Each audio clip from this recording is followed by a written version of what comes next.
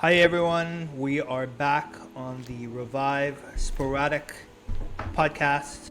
We have Dylan with us here today. Dylan lives in Japan and he's a fitness enthusiast, and he had some questions from kind of his perspective on how this works and some doubts and things like this. So Dylan, I'll let you introduce yourself. Hi. I'm Dylan. I'm a high school freestyle wrestler in Japan, and personally, I was brought on because I was curious about the effects of mouth guards on my performance. And I find Dylan, I think, is a very interesting case because, you know, to be a competitive wrestler, even at a high school level, it generally will mean that your biomechanics are pretty good, right? And when I look at the shape of your skull, you probably have a toned body. Like, your skeleton and your skull are in pretty good shape, and like, if you were in America, you'd probably be better than 98% of people there. So you're a classic. You're coming from the perspective of someone that has been relatively healthy biomechanically, and for that you're lucky, right? And so like I would naturally expect a bit more skepticism from folks like yourself, because you're not going to have some people in our community from the time they were a few years old. They're having issues, or they got braces when they were 12 and everything started to go down. Like, they get it quicker. But I think like what's going to be really interesting today is, okay, here's the perspective of someone who grew up relatively healthy but is still curious and has doubts. So let's begin. I just want to add a note here too. Genetically, or we think it's genetic.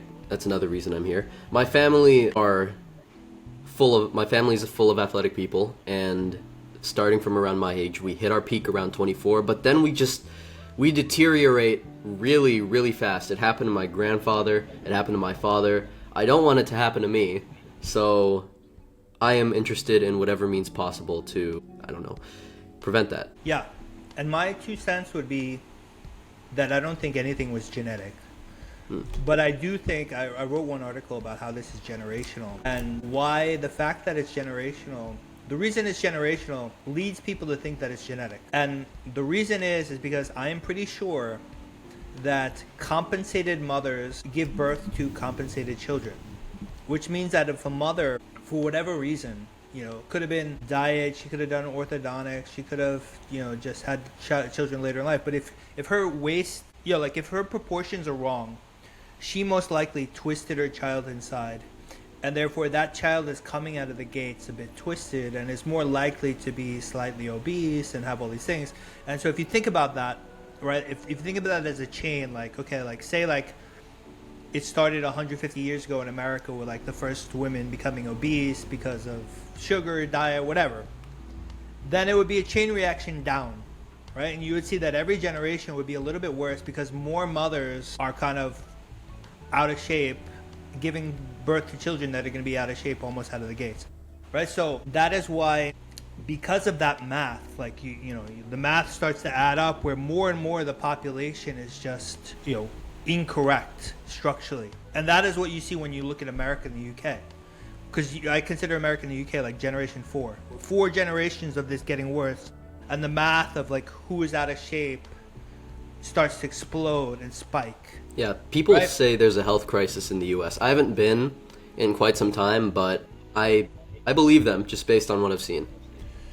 Oh, yeah. Like it's obvious. I went to America in 2018, went to my dad's town, walked around a Walmart, right? And I would consider it as like a small town, typical middle America almost. And inside the Walmart, 98% of people were this big. And I was like, wow, this is crazy. Like, this is what happened to America. And that's standard. In the cities, the situation is a lot better. But like in middle America, that's like the standard. And, they also have a very easy access to dentists, orthodontists. And according to you, that's a huge no-no. Yeah. A dentist cleaning your teeth, or like if you have something wrong, like a, root canal or something you got to do, like you got to do it, like. Yeah. You got to go a step above, like just maintenance, right? Yeah, like the maintenance stuff is okay. The orthodontic stuff, the shifting the teeth, or the veneers, or putting crowns, like that is where they mess you up, and then structurally you start to decline. But when you just have cavities and things like that, it's okay to go to the dentist, but you always have to ask yourself, why did I have the cavity? Why did this tooth fall out? Right? And that always leads in my view, to structural root cause, which is what we're talking about. Yeah. So you got some people out there, and this is for the looks maxing crowd, right? Who just and people blame it on genetics again. Their jawlines absolutely suck. It probably sucks to feel that way. Their jawlines are pushed back into their necks. It's receding. A lot of people blame it on genetics, and I want to hear your thoughts on that. I mean, I think I come from a background where I actually studied a bit of genetics and evolution, right? So I did a degree, and this is a long time ago, but I graduated from the natural sciences school at Cornell, and I was very intrigued by evolution. And so what you generally see is that evolution is a function of two things. It is a function of mutation and natural selection, right? And so for all these people that say that everything's genetic, like, you don't understand what evolution is, right? Because if you look at the fossil record, or like even photos 100, 200, 300 years ago, humans were almost all skinny, and they all had a solid neck and stuff, and obesity was like less than 1%, right? And everybody had a pretty good jawline, right? 200, 300 years ago, right? Like, look at the Vikings, and and we came from them, right? So if you look at the fact that, like, okay, natural selection puts new genes into the gene pool, but then natural selection make sure that only the better genes survive, like, you would not see, like, your jawline and profile should be beneficial, right? So if anything, like, the percentage of people with a good jawline should have, like, improved, even though it was already very good. It should have gone up. Instead, it's going like this, right? So, like, that for me is a red flag. Like, you cannot call it genetic. It can't possibly be that. Yeah, because, like, if you're calling it genetic, it's only been genetic in the last 1 or 2 generations. Before that, everyone had a perfect profile. So, like, where are these genes coming from? So, like, at what point did we fuck up, right? At what point did we just drop the ball? So this is where, like, I don't claim, like, I think the initial problem started probably like in the 1800s. You got people like Weston Price talking about the sugar diet and showing that on native cultures, people's teeth started to degrade as they ate sugars, right? So I do think that the initial root cause probably related a lot with diet. I hate calling this a diet problem because, in my view, you can fix it. It's a biomechanical, it's a physics problem, because you can fix it without giving a damn about your diet, right? Like, I eat whatever I want. I'm eating my breakfast, which is this big chocolate chip cookie, and that's what I eat for breakfast, like, a lot of days when I'm breast, and I don't give a shit, right? Because I understand that as long as you do these physics, everything improves regardless of what I eat. And I kind of trust my body. So, like, I feel my body now, and I trust it, and I understand that it's very intelligent. And I understand that the body would tell me, okay, don't eat that. With alcohol, for example, I haven't drank alcohol in like 6 months just because I don't want to. Because my body says, like, I don't want that beer. Like, I don't want to slow down my brain. So I've developed this trust for my body. My body says I don't need that, and like bodily intuition, right? Exactly. And so I don't view this as a diet problem anymore. But it started out, getting back to your initial question, it started out as a diet problem, probably. So for those people, right? Those people with receding jawlines have a laundry list of issues. Aside from the obvious that it's not conventionally attractive or appealing, a lot of them struggle with mouth breathing. Their breath smells bad. Their teeth are generally more crooked. They have to get their wisdom teeth removed at a far earlier age. That's all a cause of the physics you're alluding to, right? Yeah, that is not a cause. That is an effect. So I like to say that there's cause and effect. Cause is these what I call biomechanics, right? And I'll explain more about that in a second. Effect is everything else. It's the mouth breathing. It's if you have bad breath or you have crooked teeth. All these things are all effects in my view. Biomechanics, in my view, is about the fact that we were all genetically designed to be absolutely perfect and beautiful. There's never been found genetics for asymmetry or whatever. And so I view that once you put the human skull, everything into the correct place where the genes wanted to put them, and you put the skeleton, we would all look amazing. Like, I have a feeling like a guy, when you completely take him to 100%, like he looks like, what a traditional Viking would look like, almost like just jacked and perfect, and he doesn't have to do anything to maintain it, right? So that, in my view, like, we all have the genes to be perfect, but we don't get there because these biomechanics did not develop correctly. And so when I talk about biomechanics, I like thinking about it as binary. You are either inflating or deflating. And the only reason we don't look like a perfect Viking is because, at least for a male, we have deflated a little bit or deflated a lot, which means that the soft tissue covering the entire body and the skull has kind of deflated like a balloon, and it has crushed the skull inside, and it has crushed and twisted the skeleton, and it has twisted our organs around, right? And depending on how out of shape you are is like, dependent on how much you deflated. And so all you need to do to correct this is to know how to inflate. Right. Right? And when you inflate, everything corrects, which is why I call it a physics problem, right? Like, I'm not saying that you need to eat healthy or you need to go to the gym to inflate. I'm saying all you need to do is understand how these biomechanical rules work, right? The mouth guard is one way of doing it, and then you will get back to perfection eventually. So for muscle building, right, with the science we know of now, there's kind of a similar science there, that muscles are either in constant atrophy or hypertrophy. If they're not growing, they're shrinking, and the only way to combat that is to continue activating the muscles and putting them through stimulus. Would you say that the same applies to our skeletons, our jaws? I would say that the way I view it is, right, I like to describe the soft tissue as a kind of an inflatable, like a full body wetsuit, right? And when it deflated, it crushed everything and twisted everything, including your skeleton and your muscles, right? And so certain muscles are shortened and certain ones are lengthened. And in that crushed state, I view it as more or less useless to work your muscles, because like you're this twisted thing and you're like trying to work your muscles, right? Like, and if you're relatively good shape like yourself, like, okay, you get a little bit stronger, you work certain muscles, but you're still twisting yourself further, right? Until you're like abiding by my biomechanical rules, I consider that you working your muscles are actually doing yourself worse in the longer term, right? In the short term, you might feel a little bit better, you look a little bit better because you like that your muscles are bigger. But like, my general belief is, once you inflate and you understand how to inflate, you don't need to do any of that stuff. So I don't work, like I haven't done any exercise in 5 years. I only get stronger, right? Like, I have no doubt that when I'm done, right, like I'll get into a wrestling match with like a 20-year-old kid and I'll kick his ass, even though like I don't even know how to wrestle, but like everything will just work. Like, I'll be like a beast, and like I'm just getting stronger every week. And I feel that with like, other people. So week by week then, are there noticeable improvements, or like how do you track it?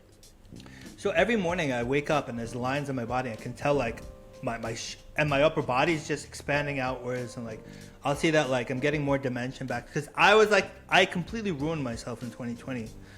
And so I'd flattened everything, and now like I'm getting the dimension back in my eyes and my skull, and my skull's just getting wider, and I see lines on my body, and I see how like my body is remodeling a little bit every day.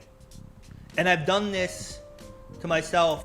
I consider that I screwed myself up and then fixed it again, probably about 4 or 5 times in the last 10, 11 years. And I took this to what I call the end back in 2006, around 2006, where I kind of fully released the soft tissue, and my skeleton was in the correct place, and my skull was in the right place. And I looked and functioned better than I ever had, but it was for a very short amount of time. So that's what I'm trying to get back to, and there's a very clear definition of how to get there, which is that like I put this thing here. What is that?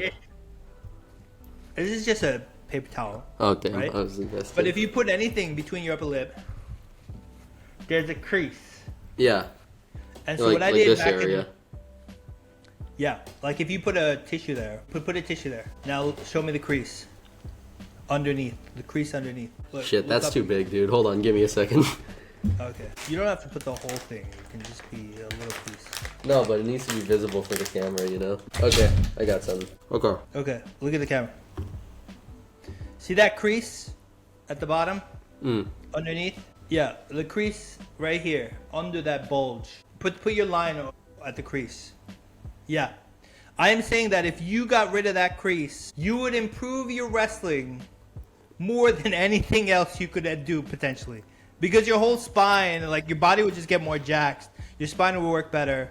And so that, get rid of that crease, if you really wanted to be a really like top wrestler, should be your only goal. So what is this? Sorry. That is so basically, that is basically like, I call it the thermometer.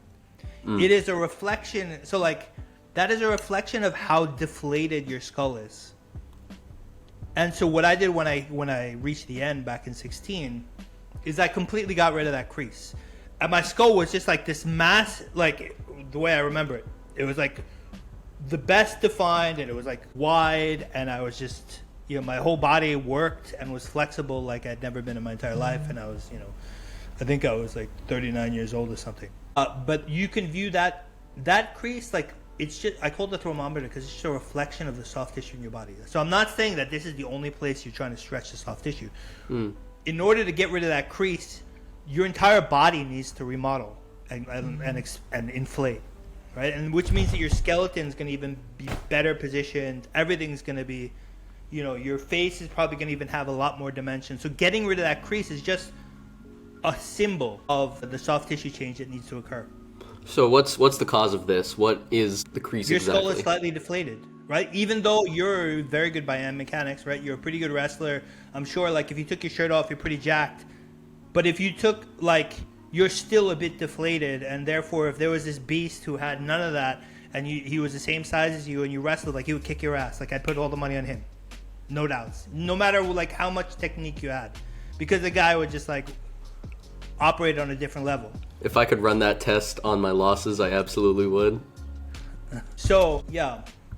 Basically, that soft tissue, and also I'm saying, like, if you got rid of that crease, like, you would be model level good looking, right? Like, you're a good looking guy now, but like, you got rid of that crease, like, people would be like people would on the street just like that's like a thesis based on like how I saw myself changing. But like, as I got closer and closer to the end, like, I just came really, you know, better aesthetically looking, because you're getting more symmetric, you're getting better dimension of the skull, the body's getting tighter, like, everything's improving.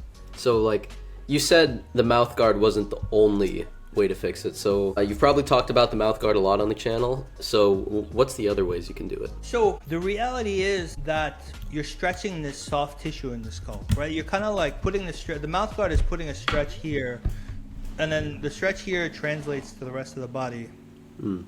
And you don't need the mouth guard to perform that stretch, right? So I don't wear a mouth guard at all for the last four to 6 weeks, even to sleep, because I'm really good at this stretch. And I know how to mimic the mouth guard, right? So I can just feel, okay, like, this is where I need to stretch. And I have a system of stretches where I'm like popping sometimes. And I can just feel, this is the area I need to focus on to stretch, to kind of release where I'm at right now. And so if you wear the mouth guard and you try to mimic what the mouth guard is doing, right? Like, you're wearing mouth guard, it's kind of like, you're like this.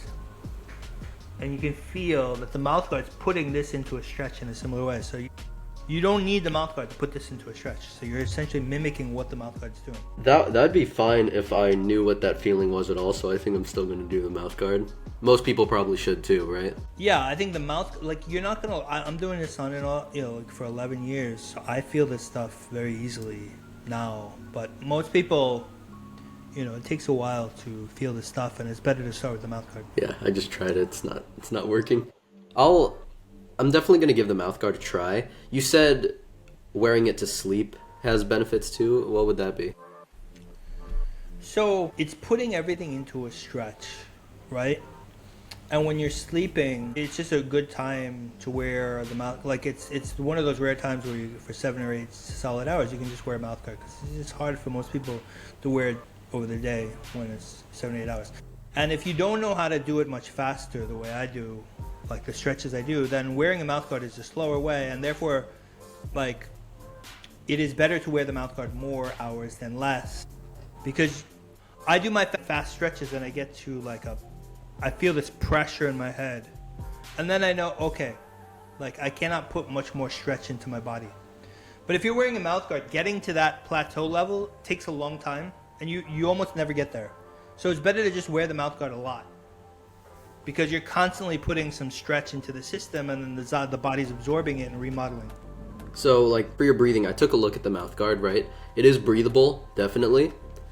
But once the jaw is freed up and once the soft tissues have been stretched, how's that going to change the way I breathe? I mean, you should breathe through, if you're a nose breather, like you'll breathe through your nose the same way. It's not going to change that. If you're a mouth breather, eventually it'll open things up to the point that you can nose breathe.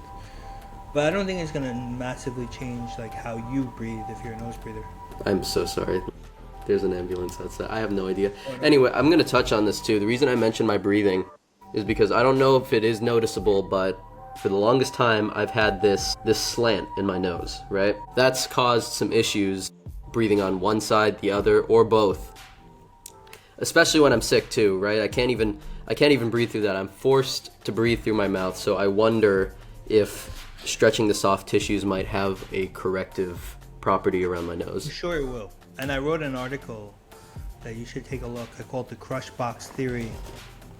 And so my thesis is, if you think about like if you would develop correctly, you would have great dimension. Like if you look at a model's face in the front, like there's great dimension here, and everything's kind of inflated out.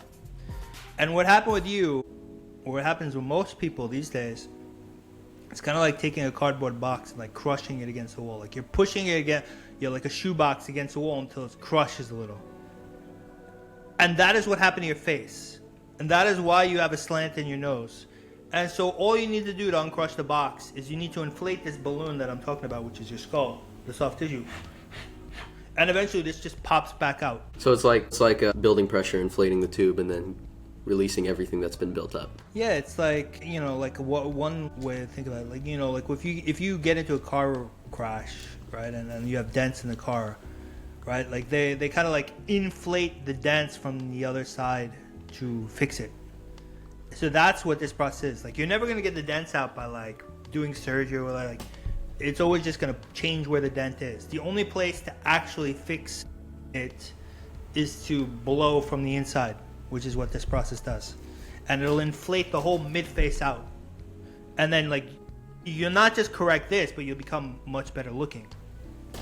Like for me, having a little bit of a bent nose is kind of just a minor gripe. I don't really suffer that many consequences from just having it, but a lot of people in the States look and move like silly putty, and they're like in my age range too. They're in my age range, but they move and look like they're at least, 20 to 30 years older than they actually are. Yeah, because they are actually. Like I don't think there's any. So one view I have is there's no real thing as aging. Like aging, and it's what our perceived impact on the body is just this biomechanical collapse. So I believe that in the future they're going to prove that like you could be 80, 90 years old and functionally you can have a much better body and health than a 20-year-old. So in my view, it's just like it's this biomechanical collapse. It's like for me, it's like I view the human body as like this balloon, right? If you're fully inflated, you're going to function extremely well, be very flexible, be very strong, right? Say like you're like 90% inflated. There are some kids in America. I lived in Boston in 2017, 18. I had a 4-year-old child. I'd go pick him up at the kindergarten. I was like blown away by like how many kids are already screwed up at 3 and 4 years old. And this is way before orthodontics or any of that. And so I would say like they're starting life at 50%. Right? When you start life at 50%, that means you have health problems when you're in your 20s and your 30s. And when you look at what happens in America right now, like that is exactly what is happening. Right? Yeah, like, all these holy shit. People are in the hospital. People are in the hospital in and out all the time. Yeah. And they don't, because it's not aging. Like there's no such thing as aging. Like these 20 and 30-year-old kids are having the health problems that Americans a couple of generations back had when they were 60 and 70 because they're at the same, like they started life at 50%. They like probably like crushed down, they deflated down to like 40, 30%. And by 30, 40%, you're already having lots of health issues as if you were 60 or 70. What's the deal with that? Is it Is it like gravity pushing us down, pushing us in? No, I don't think it's anything with gravity. I think it's, so if you think about these physics that I'm talking about, how they actually work, Yeah. is that, imagine that you had this designer, right? Like the designer was kind of like God or whatever, but like he designed the perfect skeleton and skull, right? And there was a very like complex engineering because you had this jaw that's connected only in soft tissue. And so he designed the human skull because you had a jaw that had to move in different ways and you had a neck that could move lots of ways. And so he designed it with these teeth, right? And the teeth needed to be a certain width and a certain length. You needed your wisdom teeth. They need to be placed in a certain way. Yeah, they needed to come together in a certain way. Your jaw needed to be able to come together in several different positions.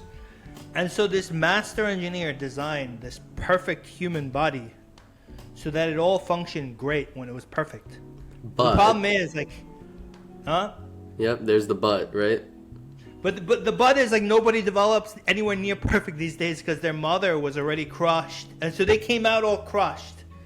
And so the teeth had to completely compensate and the jaw had to completely compensate. And that's why, where they have recessed jaws, like the jaw's pulled off in 3 different dimensions. Like it's back, it's twisted, it's angled probably. And then they have kids too, and then the crushing problem just gets worse over time. Yeah, exactly. And then eventually you'll get to a generation where they can't have kids anymore. And that's what you're starting to see in America. You're seeing a lot of 20 and 30-year-olds that just don't want to have kids because they're so, like, something inside their bodies already is like, hey, like, I'm having trouble, like, surviving with my own life. How can I take I don't really responsibility? need this right now. I can barely handle like, myself. I can't really handle myself, and I never will be able to. You're like, when I talk to these 20-year-old, 30-year-old kids in America that are screwed up by this stuff, and I've spoken to a number of them, their mindset is like, oh my God, like I've never been able to be a normal, healthy adult. How could I can't take responsibility for myself. I'm still living with my parents. I don't have like a financial stability or anything. Like they're not even thinking about kids. They're worrying about survival. And of course, right? We live in one of the best times for survival, right? Everyone, well, most people on the West at least, have great living conditions, right? Compared to how we lived beforehand. And yet people are still struggling. People are just trying to survive as if nothing changed. I mean, we are living in one of the best technological areas. That's like the I word. would argue Yep. with you. I remember I grew up in the 80s. The 80s were a great time. Like I would, if I was a kid and I could choose, like I would grow up in the 80s over now, any day of the week, right? Like kids these days, like they forgot what it's like to like have a good childhood and play on the street and stuff. Like they're all sitting at home on their games. So anyway, like I would argue that like we truly live at a much better time. We live at a time with a lot more technology, a lot more advances, A lot more comfort. options, yeah. Yeah, but we live at a time where like people are, even in America, right? Like I think about my elementary school where we had less than 5% obesity, and that same elementary school today probably has somewhere around 70% obesity. Damn. Right? And it's crazy, right? Like that is in like 40, not even 40 years, that from 5% obesity to 70% obesity in a school, and everyone thinks, oh, like we're eating McDonald's and we're not going to the gym, we're like on our phone too much. Like, wake up. Right, like when I was 5 years old, we had Nintendo. Like I was sitting in front of the screens as much as the kids today. Like we ate the same McDonald's crap when it was in the 1980s. So it's not the diet and it's not the phone it's this biomechanical collapse process, and it's ruining the future generation. So if you were gonna give anybody a way to start, just right now, how would you have them change things for themselves? Yeah, just first step. Since we're just wear the mouth guard closing as on. much as you can, and I think unless you're very, very healthy, you'll feel things happening, right? Like if you sleep with a mouth guard consistently for a week and you don't feel anything, you're probably very, very healthy. Most people will feel something happening. I would say like more than 95%. And then certain looks maxers who are already like very good and they've been doing something for a while, they might use the mouth guard and be like, I don't feel that much. For them, they need to then focus on the exercises, because mouth guard alone improves you until you hit a plateau. And then to get past the plateau, like that is where I consider my true biggest value add to this game, or my genius, and my like, is that mouth guards have been around for many years. So part of what I feel like I'm adding to this game is I'm telling people, hey, like all you need is a mouth guard in your body, and everything starts to improve a lot. And a lot of people with health issues are going to get a ton of benefit. But where I view that, like, I really like am going to change this game is I figured out how to continue to go fast even past this plateau. Because before, when people use mouth guards and they hit the plateau, like they feel, oh, okay, like mouth Right, that's guards, it. That's where they put it. Just Yeah. that's it. you're not going to conclude the things that I did, right? Like I'm concluding the big three, which is that this is the root cause of almost all disease, this is the root cause of aging, and this is the root cause of beauty. If you hit that plateau with a normal mouth guard, you never come close to concluding these three things. You need to know how to bust through the plateau in order to understand that maybe this crazy mofo is right, and that this is like the root cause of this. So there's got to be a breakthrough first before anything can really change. Well, so getting back to what you're saying, Yeah. right? You can wear the mouth guard. You're gonna plateau eventually, and then I put some stretches that I call my fast method in our community, and you need to get really good at that. That is what I'm really good at. That is why I know when I finish, I'm just gonna be like in amazing shape, right? Because I've been doing this, and I've screwed it up before, and I fixed it. Trial and error. So I understood, so I understood this fast method is what, when most people plateau, all these people that have been using mouth guards for 30, 40 years, they probably plateaued at some point, and now people are going to continue to shoot past, and they're going to so I'm basically saying like every human at any age can become model level beautiful without doing any exercise and eating crap. And I am very confident, even though I sound crazy saying that now, that in 20, 30 years, that is going to sound very obvious. That could be the case. It could be. Realistically, there's a lot we still don't know about ourselves, and it's definitely a great possibility that most, if not everything that you're saying is true.